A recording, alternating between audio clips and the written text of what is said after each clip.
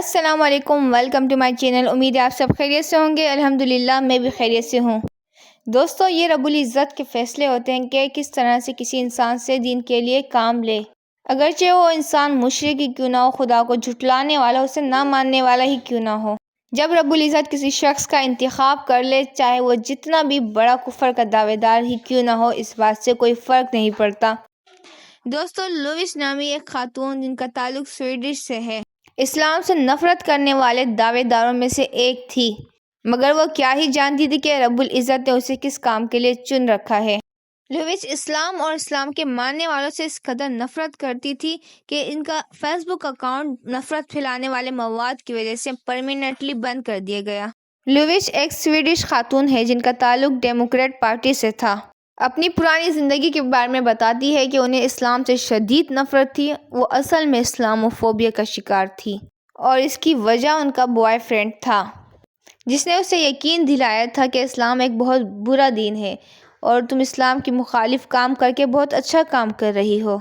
وہ بتاتی ہے کہ جب بھی وہ فیس بک پہ کوئی اسلام مخالف پوسٹ لگاتی تو ان کے ارد گرد موجود تمام لوگ ان کی بہت تعریف کرتے اور ان کی حوصلہ افزائی کرتے۔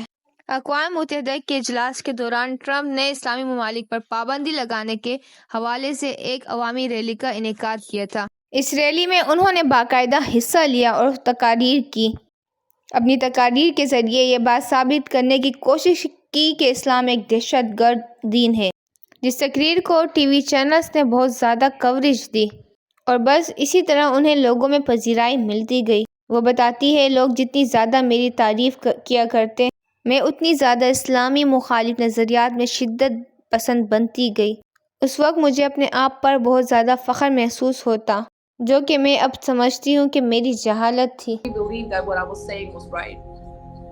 And then I got all these likes and all these followers, and people were all like, "Oh, congratulations, you're doing a good job," and stuff like that. And I was starting to, become. It consumed me. It became my life. It became everything with me, and I thought I was doing the right thing.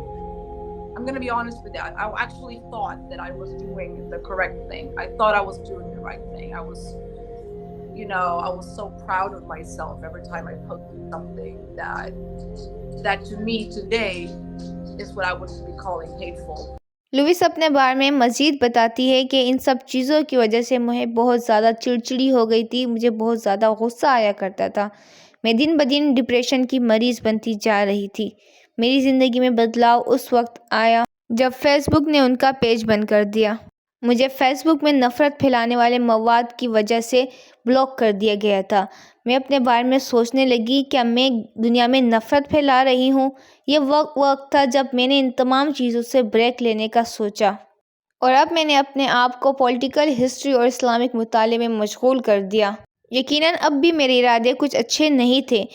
اس تمام چیزوں کے لیے مجھے ایک ایسے شخص کی ضرورت تھی جو کہ مجھے اسلام کے بارے میں بتائے، لہٰذا میں نے اسلام کو جاننے کے لیے قرآن پاک کو پڑھنا شروع کر دیا۔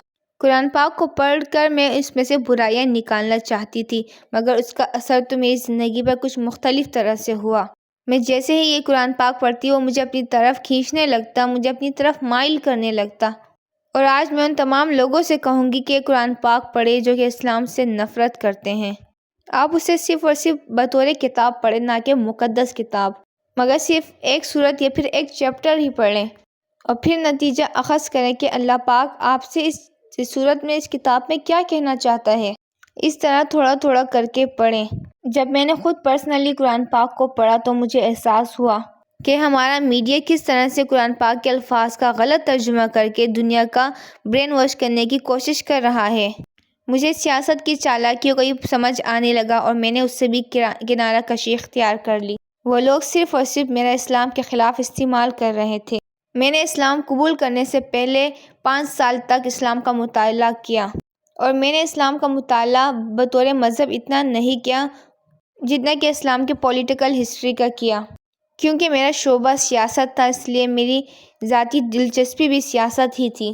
مطالعے کے دوران مجھے اس بات کا معلوم ہوا کہ چاروں طرف مسلمانوں کی نسل کشی کی جا رہی ہے، چاہے وہ افغانستان ہو، مصر ہو یا پھر فلسطین ہو، اور ہر طرف مسلمانوں کو دبانے کی کوشش کی جا رہی ہے۔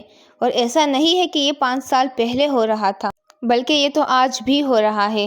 انہوں نے مزید یہ بتایا کہ میرے لیے ایک ویڈیو بہت ہی تکلیف دہ تھی، جس میں نے دیکھا کہ ایک فلسطینی بچہ اپنے چھوٹے بھائی کے لاش کو اپنی پشت پہ اٹھا کر جا رہا ہے، جس کی بستی اسرائیلی آرمی نے خالی کروا دی تھی، اور وہ کوئی ایسی جگہ تلاش کر رہا تھا جہاں وہ اس لاش کو دفن کر سکے۔ یہ وہ لمحہ تھا جب میں نے سوچا کہ مجھے فلسطینیوں کے لیے کچھ کرنا چاہیے، اور میں نے سوشل میڈیا میں فلسطینیوں کے حق میں آواز بلند کرنا شروع کی۔ اور یہ وہ چیز تھی جو کہ میرے فالوورز کو پسند نہیں آئی، اور ایک دن کے اندر 10,000 فالوورز نے مجھے انفالو کر دیا۔ مگر میں نے یہ فیصلہ کر لیا تھا کہ مجھے سوشل میڈیا میں ایک مشہور پرسنالٹی نہیں بننی، بلکہ ایک اچھا انسان بننا ہے، جو کہ لوگوں کو سچائی دکھا سکے اور بتا سکے، جو کہ ہماری میڈیا چھپانے کی کوشش کر رہی ہے۔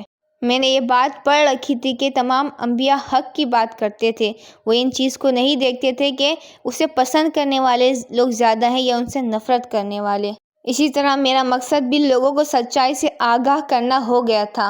اب میرا مکمل فوکس مظلوم فلسطینی بچے اور ان کی فیملیز تھی، اور یہ بات بھی مجھے اندر ہی اندر شرمندہ کر رہی تھی کہ 10 سال تک مجھے اسلام کے مخالف استعمال کیا گیا۔